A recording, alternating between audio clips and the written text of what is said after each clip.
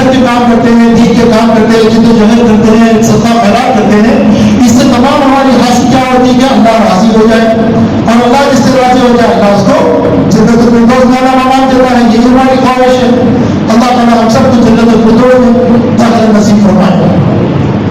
اس بات کے اندر بھی دیکھیے بڑے پیارے انداز سے قرآن عظیم نے پھر سے تقوی کی اہمیت بتا دی. یہاں پر کیا فرمایا اللہ نے؟ اعوذ باللہ من الشیطان الرجیم، بسم اللہ الرحمن الرحیم، وسارعوا الی مغفرۃ من ربکم وجنۃ عرضها السماوات والارض اعدت للمتقین. رن اینڈ رش، دوڑو اس رب کی طرف جو فارگیونیس، جو معافی میں دینے کے لیے تیار ہے، اور تمہارے لیے مزین کیا ہے جنت کو جس کی وسعت زمین اور آسمان سے زیادہ بڑی ہے. دیکھیے کیا پیارا انداز ہے. اللہ نے پہلے بتایا کہ وقت کو ضائع مت کرو، ارجنسی کریٹ کر دی. جیسا کہ اگر کسی گھر کے اندر آگ لگ جائے تو جس جلدی کے ساتھ سائرنیں بجتی اور لوگ کتوں کے بھاگ پڑتے ہیں وہاں سے، ایسا دوڑ کرو کس کی طرف؟ یا اللہ اپنے رب کی معافی طرف، اللہ سے مغفرت طلب کرو. اللہ کو بہت پسند کرتا ہے جو اللہ کی طرف رجوع کرتا ہے توبہ کے ساتھ، صدق دل کے ساتھ. اور اللہ رب العزت مبارکباد دیتے ہیں اس کے لیے، کہتے ہیں کہ ایسے شخص کے لیے ہم نے جنت تیار کر رکھی ہے. جنت کافی ہے خدا کا بول دینا، مگر جنت کو الیبریٹ کر کے بتاتے ہیں کہ ایسی جنت ہے کہ وہ دنیا زمین اور آسمان سے زیادہ بڑی ہے. ٹھیک ہے، مجھے اس کو بھی لکھیے تھا، اور یہ وصیت کی گئی ہے، یہ تیار کی گئی ہے وہ لوگوں کے لیے جس کے دلوں میں اللہ کا تقویٰ ہے. تقویٰ کی اہمیت سمجھ میں آ گئی نا ہم سب کو؟ یہ اس وجہ سے میں نے بات کرنے کی کوشش کی کہ یہ تقویٰ کی اہمیت اتنی ہمارے دلوں سے، باتوں سے، کمپنی سے نکل چکی ہے کہ ہمارے تمام اعمال ایک ریچول بن گئے ہیں. یعنی ایک عادت ہے، ایک کام کر کے گزرنا ہے، بس سر سے اس بوجھ کو اتارنا ہے. نماز بھی پڑھ رہے تو بس نماز پڑھنے میں سکون ہو گیا. کیا اتنا ہی مقصد تھا نماز کا؟ زکات دیتی چھوڑ کے بڑی ذمہ داری پوری ہو گئی. روزہ رکھ لیا بھائی چلو رمضان ختم ہو گیا. یہ ایٹیٹیوڈ جو ہو گیا نا ہمارا عبادات کی طرف، وہ بھی مختصر اور محدود ہو کے رہ گئی. ان کا قاتل کا جس طریقے سے اثر ہونا چاہیے تھا وہ نہیں ہو رہا ہے. یس، آپ کے نماز پڑھنے سے چیک مارک تو لگ جائے گا کہ آپ کی نماز ادا ہوگی. آپ کے روزے رکھنے سے چیک مارک تو لگ جائے گا آپ روزے تک حکم پورا کر لیا ہے.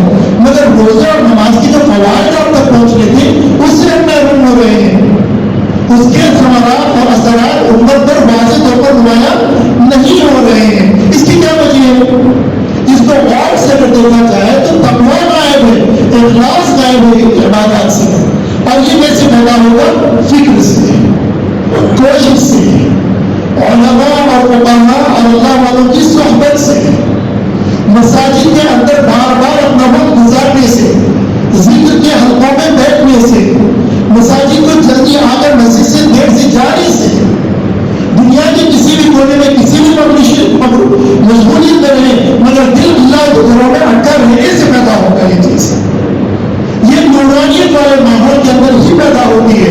آپ ایک چھوٹا سا بیج اگر ڈالتے ہیں کسی پودے کو اٹھانے کے لیے، اگر اس کو صحیح طریقے سے تاش نہیں کریں گے، اس کو پانی نہیں دیں گے، چھاؤں نہیں ملے گی، پودا نکلے گا بھی تو چل کے خراب ہو جائے گا. پھر اس کو آپ اندر لے آتے ہیں، چھاؤں میں دیتے ہیں، پانی ڈالتے ہیں، اس کے اندر کھاد ڈالتے ہیں تاکہ وہ بڑا بڑھے. ایک چھوٹے سے پودے کے لیے تو اتنی محنت، اور ایمان کی بیج کے سلسلے میں اتنی لاپرواہی اور غفلت.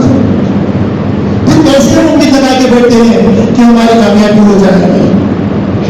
تو عبادات کے اندر روح کا پیدا ہونا لازم ہے، اور یہ ممکن بھی ہے. خوشخبری تو یہ ہے کہ یہ ممکن بھی ہے. ہمارے اکابرین، ہمارے سلف اور صحابہ رضوان اللہ تعالی اجمعین کی زندگی کو اٹھا کے دیکھ لیجیے.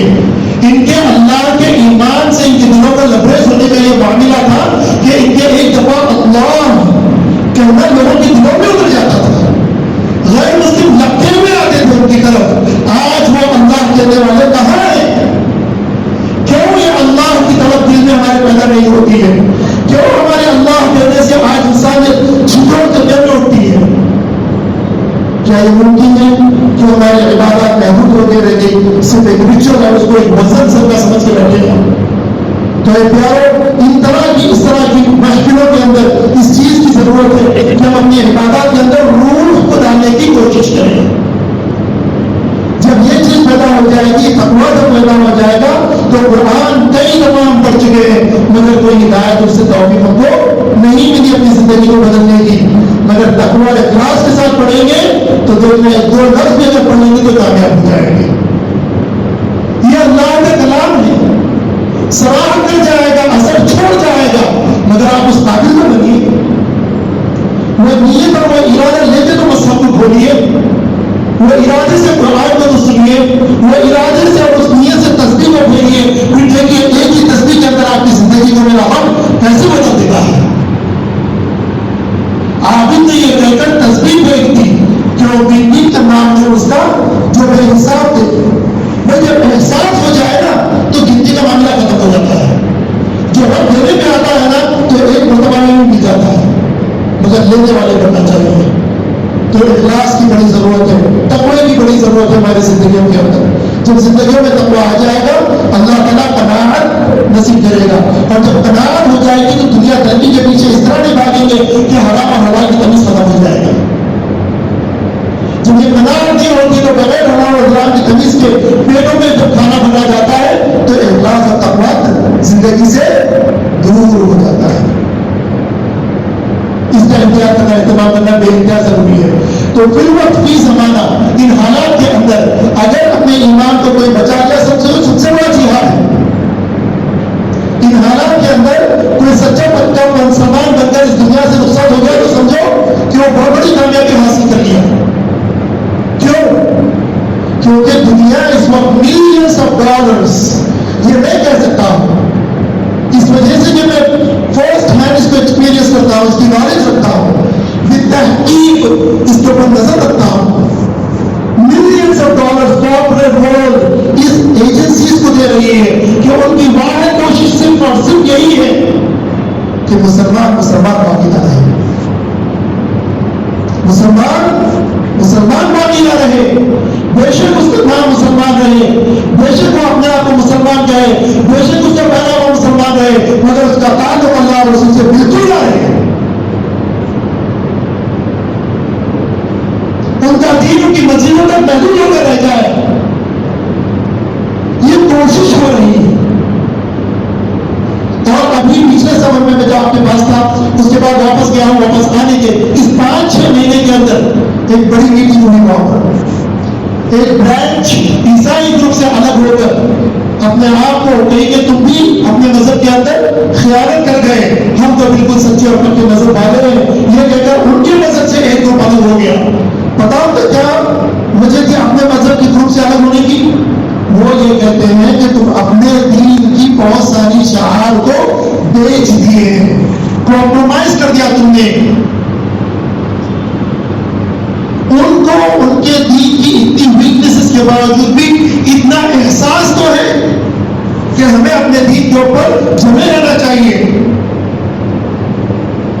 اور باہری چیزیں جو کوششیں ہو رہی ہیں ہمارے دین سے کو چھیننے کی، اس کے خلاف تم آواز نہیں اٹھائیں گے، لہٰذا ہم تم سے الگ ہو کر اپنی آواز اٹھائیں گے۔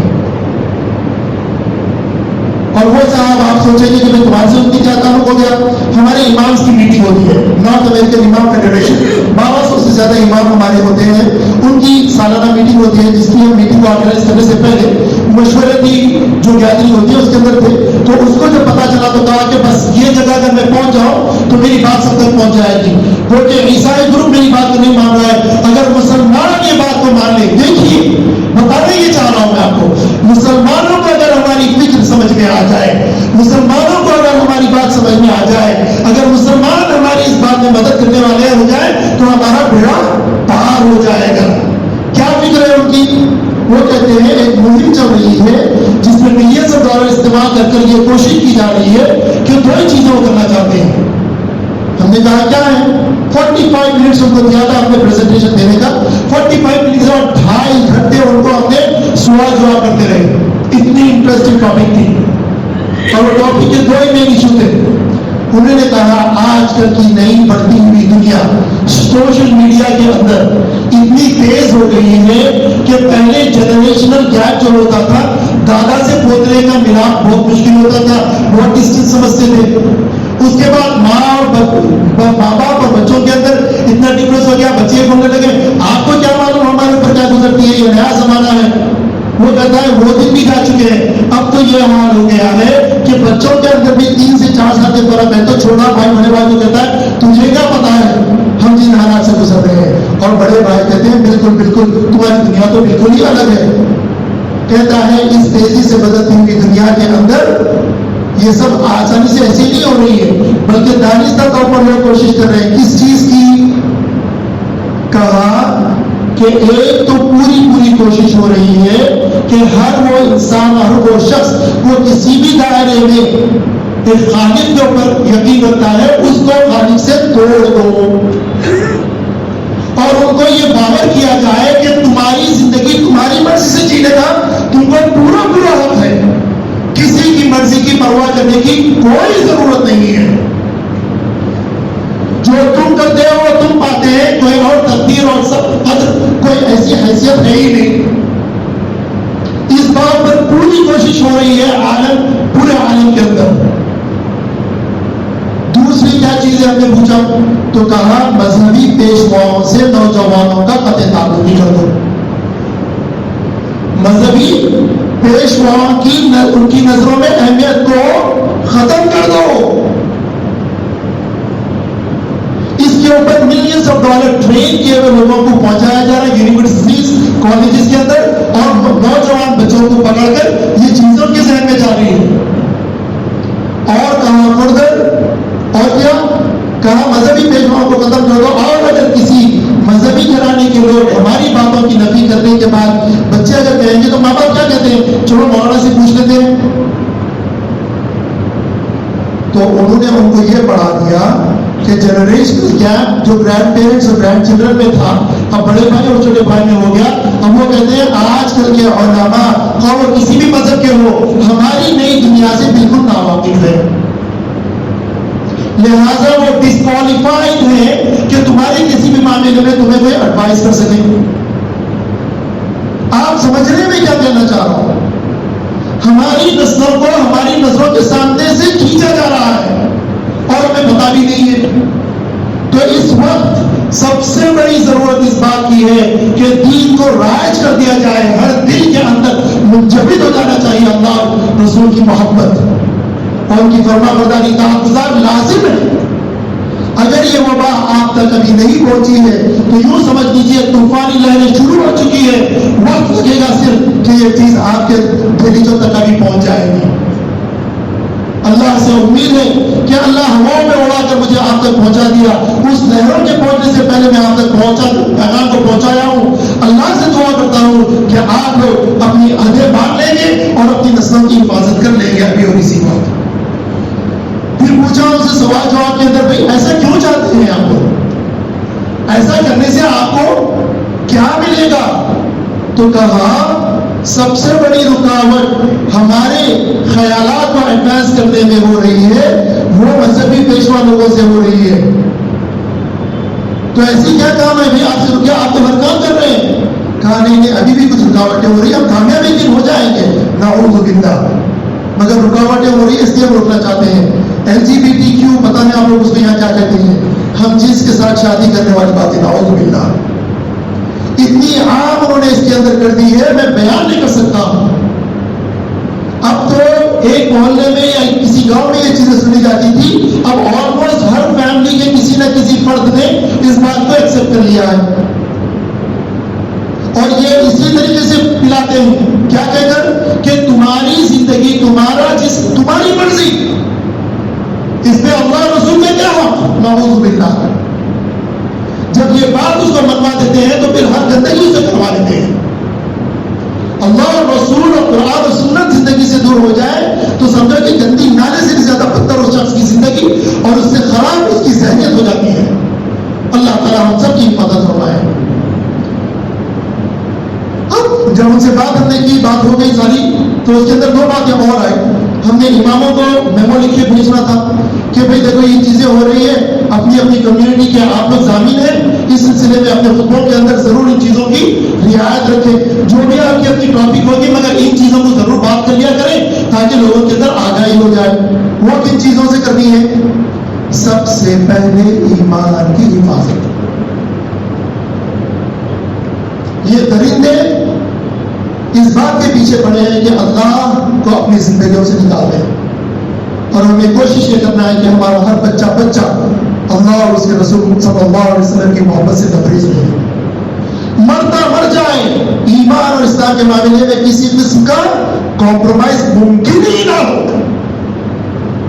یاد ہے وہ باتیں ہمارے بڑے بوڑھے کہا کرتے تھے چھوٹے بچوں کو، یہ کیا عورتوں جیسی بیٹھے ہو، یہ کیا عورتوں جیسی باتیں کر رہے ہو، یہ کیا عورتوں جیسے کپڑے پہنے ہوئے ہو.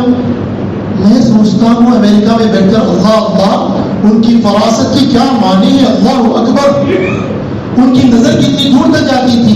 بچپن سے ہی کسی مرد بچے کو اگر عورتیں جیسی بات کر رہا ہے یا کیا چل رہا تو اس کو ڈانٹ ڈپٹ کر کے اس کو رکا دیتے کہ مرد بچے اس طریقے سے رہنا چاہیے، مرد بچہ ہمت سے کام کرنا چاہیے، مرد بچہ یہ بھی کام کر لیتا ہے. اس طریقے سے ان کے اندر مردانگی کو اجاگر کرتے تھے.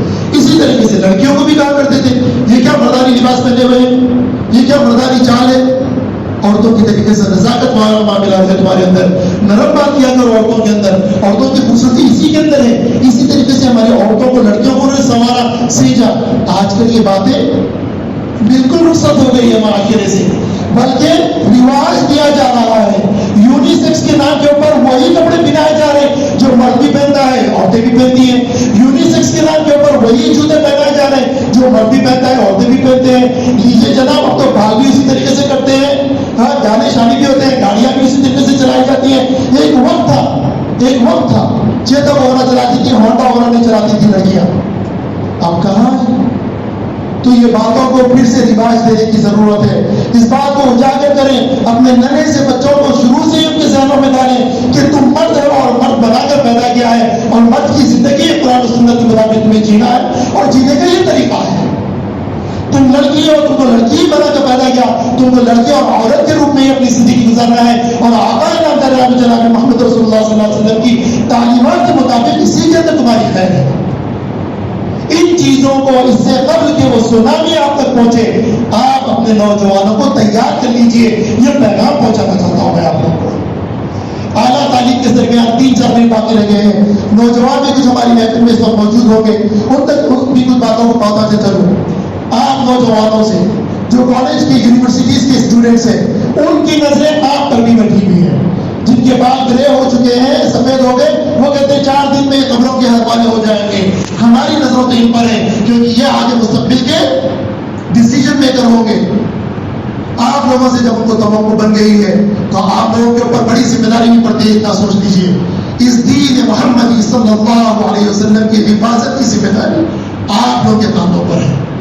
آج آپ لوگوں کو یہ پیغام لاؤڈ اینڈ کلیئر ملنے کے باوجود بھی اس معاملے کے اندر اگر آپ لوگوں کی طرف سے کسی طریقے سے بھی کمزوری ہوگی یا لاپرواہی یا غفلت ہوگی اور اس کا نقصان کسی ایک بھی مسلمان کو ہوگا، خدا اللہ سے ڈریے کہ آپ کو کل اللہ رب العزت اس معاملے میں ذمہ دار ٹھہرا سکتے ہیں. کوشش اس بات کی کیجیے کہ قبل از وقت صحیح وقت پر شادی بیاہ کیجیے، جہاں ہم جس کے ساتھ اپنے ضرورتوں کو پورا کرنے کے لیے فروغ کرنے کی دعوتیں دی جا رہی ہے. مسلمانوں کے لیے لازم ہے شریعت مقدسہ سیدنا رسول اللہ صلی اللہ علیہ وسلم کے بتائے ہوئے پاکیزہ طریقے پر عمل کرنے اور اس کو فروغ کرنے کی بھی دعوت دے. جہاں اتنی کوشش وہاں پر ہو رہی ہے، میں سوال کرتا ہوں آج کل کے نوجوانوں سے کہ تمہاری طرف سے کیا کوشش ہو رہی ہے اپنے بچاؤ کے لیے. میں سوال کرتا ہوں اپنے بڑے بزرگوں سے آپ کی طرف سے کیا کوشش ہو رہی ہے اپنے نسلوں کی حفاظت کرنے کے لیے. کیا آپ گیو اپ کر چکے ہیں، یا آپ گیو ان کر چکے ہیں ان کی ٹیمپٹیشن کو، یا پھر اللہ پہ پورا بھروسہ کر کر ثابت قدمی کے ساتھ اپنی بات کو منوا کے بیٹھے ہیں. ارے بھائی وہ غلط چیز کو کرنے کے لیے گیو اپ نہیں کرتے تو آپ صحیح چیز کو کرنے کے لیے گیو اپ کیسے کر سکتے ہیں. اللہ کی ذات سے امید ہے کہ میں اس مختصر سے وقت کے اندر وہ بات آپ تک پہنچا سکا ہوں جو پہنچانا چاہتا تھا اور میرے دل کی تڑپ تھی، جو سونامی کی طریقے سے نکل کر آ رہی ہے مغرب سے مشرق تک کا پہنچنے سے پہنچے. پہلے اللہ کی ذات سے امید ہے کہ ہم اپنی نسلوں کی حفاظت کا انتظام کر لیں گے. میں نے سورہ بقرہ کی 3 آیات کی طرف اشارہ کیا، اس بات کو بات کہہ کر ختم کرتا ہوں انشاءاللہ. ایک سورہ بقرہ کی پہلی آیت تو آپ نے اس سے ذکر کی تھی، ہدی للمتقین کے اوپر کہ ہدایت ہے یہ متقیوں کے واسطے. اس کے بعد اللہ سبحانہ و تعالیٰ نے انسانیت کی ایک کیٹیگری کا ذکر کیا, وہ ہے اللہ کے اوپر ایمان بالغیب رکھنے والے. یہ موضوع اس لیے میں نے چوز کیا کہ ریزن کے نام کے اوپر وہ کئی مسلمانوں کو مرتد کرتے چلے جا رہے ہیں. کئی نوجوان ریزننگ کی بنیاد پر اپنے مذہب کے اور یقین کے اعتقاد کی دفاع نہ کرنے کی وجہ سے ایمان سے باہر نکل رہے ہیں. یہ ان کی خالص لاعلمی اور جہالت کی وجہ سے ہے, نہ کہ اسلام کے پاس اس کا جواب نہیں. علماء حق سے پوچھیے, منہ توڑ جواب دیں گے ان کے ایک سوال کا. قرآن کی اور حدیث کی اور تفسیر کی اور علماء کی لکھی ہوئی کتابیں لائبریریز بھری ہوئی ہیں ہمارے پاس. ہر زمانے میں علماء حق نے منہ توڑ جواب دیا ان اہم حقوق کا. آج ہمارے نوجوانوں کو اس کی نالج نہیں ہے تو وہ یہ سمجھ بیٹھتے ہیں کہ اسلام کے اندر اس کا جواب نہیں ہے. اس غلط فہمی کو دور کیجیے. آج کے علماء کو ہر سوال کا جواب ان کے پاس بفضل اللہ سبحانہ و تعالی ولا فخر موجود ہے. دوسری چیز اللہ نے فرمایا جو ایمان بالغیب رکھے گا اولئک علی ھدی من ربہم, وہی لوگ ہیں جو اپنے رب کی طرف سے راہ راست پر ہیں. وَأُولَٰئِكَ هُمُ الْمُفْلِحُونَ, اور یہی لوگ کامیاب ہونے والے ہیں. کامیابی کا راز ایمان بالغیب, کامیابی کا راز اخلاص التقوی, کامیابی کا راز قرآن اور سنت کو مضبوط پکڑے رہنا, کامیابی کا راستہ علماء اور فقہاء کے راستے کے پر چلنا. اس کے بعد کے 3 آیتیں, 2 اور آیتیں ہیں جس کے اندر اللہ سبحانہ وتعالیٰ کہتا ہے وَمِنَ أُولَٰئِكَ هُمُ الْمُفْلِحُونَ وَمِنَ النَّاسِ, اور انسانوں میں ایسے لوگ بھی ہیں جس کو آپ وارن کریں یا نہ کریں, ان کو متنبہ کریں یا نہ کریں, وہ سمجھنے والوں میں سے نہیں ہیں. کیا ہو گیا آج مسلمان نوجوانوں کو بارہا ان چیزوں کی توجہ دلائی جاتی ہے, ان کے کان پہ جو بھی نہیں رہتی. آپ صلی اللہ علیہ وسلم نے فرمایا جب گناہ کوئی کرتا ہے تو ایک اس کے اوپر کالا نقطہ لگ جاتا ہے, اور گناہ پہ گناہ کرتے چلے جاتا ہے دل پر, تو وہ کالا نقطہ بڑھتا چلا جاتا ہے, یا نقطے پہ نقطہ ہو کر ایک وقت آتا ہے کہ سارا دل اس کو کور کر لیتا ہے. اور جب وہ سارا دل کور ہو جاتا تو اس کے اندر خیر کی بات داخل نہیں ہوتی. کیا یہ معاملہ ہو گیا ہمارا؟ اگر ایسا بھی ہو گیا ہے تو اللہ سبحانہ و تعالیٰ کہتے ہیں یا عباد الذین لا تقنطوا من رحمت اللہ, اللہ کی رحمت سے مایوس ہونے کی کوئی ضرورت نہیں ہے. وَمَن يَغْفِرُ الذُّنُوبَ جَمِيعًا, اللہ سبحانہ و تعالیٰ کہتا ہے تمہارے گناہوں کو معاف کرنے کے لیے ہمیشہ تیار ہے. تو اللہ کی طرف رجوع کرے, توبہ کرے اخلاص نیت کے دل کے ساتھ, اور اللہ کے پاس رو کر دعا کرے اے اللہ میرے گناہوں کو میرے گناہوں سے گناہوں کو معاف فرما دے, اور میرے دل کو دھو کر منور فرما دے, اور دین کی بات کا مجھ پر اتنا اثر ہو کہ میں اپنی زندگی کو مزین کر لوں دین کی باتوں کے ساتھ. اللہ کے آگے رو کر گڑ گڑا کے تو دیکھو میرا رب کیسا منتظر ہے تمہیں امبریس کرنے کے لیے. بس وہ رونے والے آنکھوں کی ضرورت ہے. بس اللہ کی طرف رجوع کرو, اللہ رب العزت ضرور راستے کھول دے گا.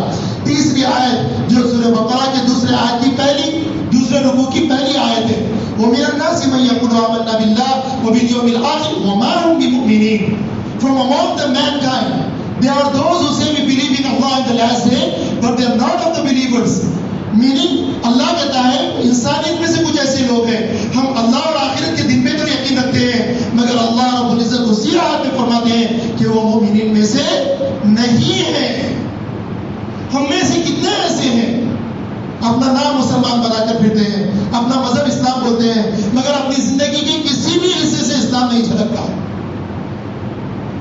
اللہ ہم سب کی حفاظت کرے کہ اس کیٹیگری میں ہم ہو.